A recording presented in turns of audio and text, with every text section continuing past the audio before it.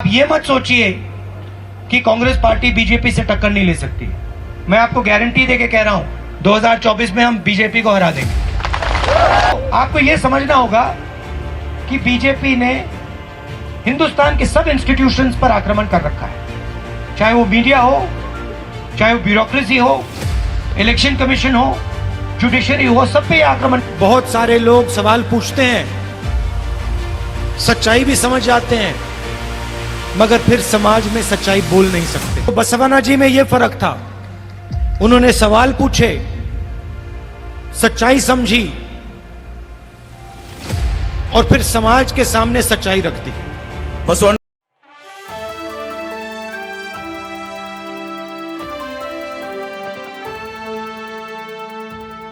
Congress party का downfall, Karnataka में किसका डाउनफॉल हुआ? कांग्रेस पार्टी का हुआ क्या? अब आप देखना, हिमाचल में किसका डाउनफॉल हुआ? कांग्रेस पार्टी का हुआ। अभी मध्य प्रदेश में चुनाव है, राजस्थान में चुनाव है, छत्तीसगढ़ में चुनाव है, तेलंगाना में चुनाव है। आप देख लेना वहां पे किसका डाउनफॉल होगा। चारों के चारों चुनाव कांग्रेस पार्टी जीतने जा रही है। तो ये कांग्रेस पार्टी, ये सिर्फ एक पार्टी नहीं है, ये कांग्रेस पार्टी एक विचारधारा है, एक सोच है, और ये हिंदुस्तान के करोड़ों लोगों के दिल में है। ये सिर्फ पॉलिटिकल पार्टी नहीं है। जो हमारे कॉन्स्टिट्यूशन की वैल्यूज हैं, जिन चीजों के बारे में आप बात कर रहे हो, फेयरनेस होनी चाहिए, रिस्पेक्ट होनी चाहिए, यही है कांग्रेस पार्टी। और आपने फर्क देख लिया है, देश में आपने फर्क देख लिया है। बीजेपी का राज देख लिया आपने, कांग्रेस पार्टी का राज देखा है, ठीक है? तो आप ये मत सोचिए कि कांग्रेस पार्टी बीजेपी से टक्कर नहीं ले सकती। मैं आपको गारंटी देके कह रहा हूं 2024 में हम बीजेपी को हरा देंगे। और मगर आपको एक और बात समझनी है, आमतौर से क्या होता है, लोकतंत्र में एक पार्टी दूसरी पार्टी से लड़ती है, सही है? आज हिंदुस्तान में यह नहीं हो रहा है। आज बीजेपी ने हिंदुस्तान के सब इंस्टीट्यूशंस को कंट्रोल कर रखा है। आपको क्या लगता है कि हिंदुस्तान में फ्री एंड फेयर मीडिया है? आपको लगता है कि मीडिया हिंदुस्तान में न्यूट्रल है क्या?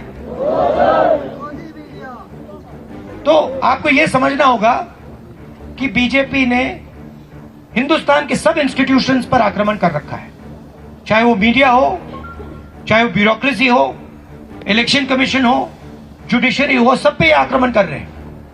अगर लेवल प्लेइंग फील्ड होती, अगर मीडिया फेयर होता, अगर बीजेपी इंस्टीट्यूशंस का कब्जा नहीं करती, तो पिछला चुनाव भी नहीं जीतते। मैं आपको गारंटी के कह रहा हूं। तो आप ये मत सोचिए कि एक पॉलिटिकल पार्टी दूसरी पॉलिटिकल पार्टी से लड़ रही है। ये जो हो रहा है, बीजेपी ने पूरे सिस्टम को कैप्चर कर रखा है, लोगों को डरा रखा है, इंस्टीट्यूशंस को दबा रखा है। तो ये दूसरी तरीके की लड़ाई है। और तब भी मैं आपसे बोल रहा हूं कि 2024 में कांग्रेस पार्टी और जो हमारा इंडिया अलायंस है वो बीजेपी को हरा देगा। आप सब यहां आए, आप सबका दिल से धन्यवाद। जो आपने बात कही है, आप अगले सेशन में देख लेना, मैं आपकी ही आवाज पार्लियामेंट में उठाऊंगा। Thank you. बहुत सारे लोग सवाल पूछते हैं, सच्चाई भी समझ जाते हैं, मगर फिर समाज में सच्चाई बोल नहीं सकते।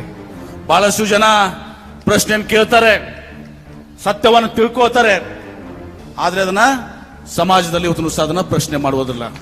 बहुत सारे लोगों को सच्चाई मालूम होती है, सच्चाई सामने होती है, मगर समाज के सामने वो अपनी आवाज नहीं उठाते हैं क्योंकि डरते हैं।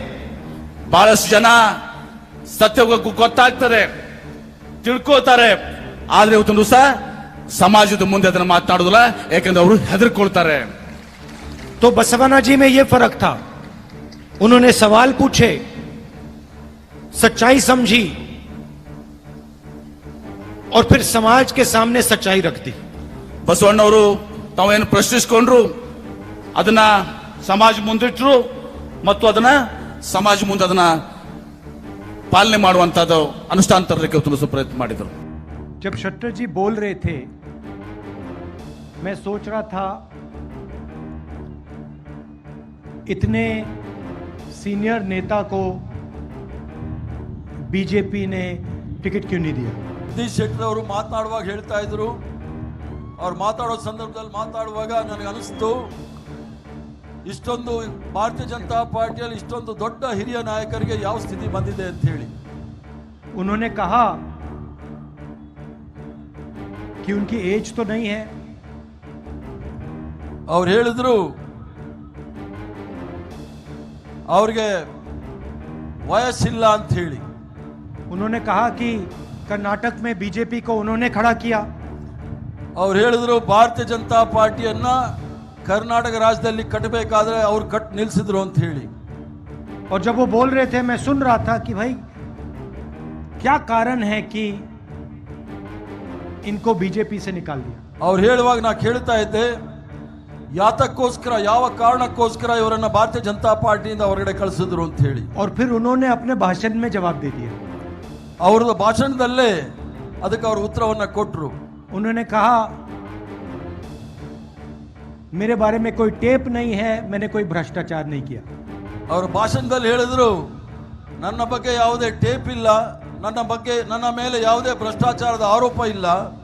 क्योंकि इन्होंने भ्रष्टाचार नहीं किया इसलिए इनको टिकट नहीं मिला। ಇವರು